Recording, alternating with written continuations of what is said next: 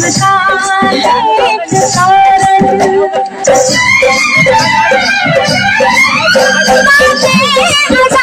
लेकिन सबका एक कारण वापस मुझे मिला है मेरे प्यार मेरा साजन वापस मुझे मिला है मेरा प्यार मेरा साजन बरसों के बाद मेरे दिल में हुई ये हलचल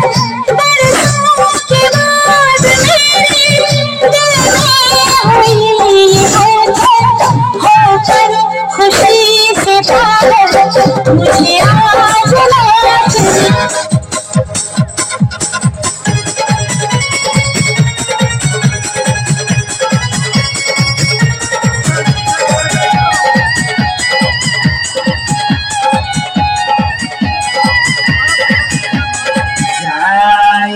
करे जा तारू तो जा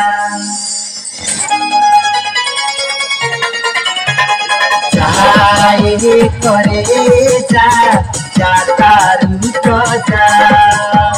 प्यार में कोई संग साजा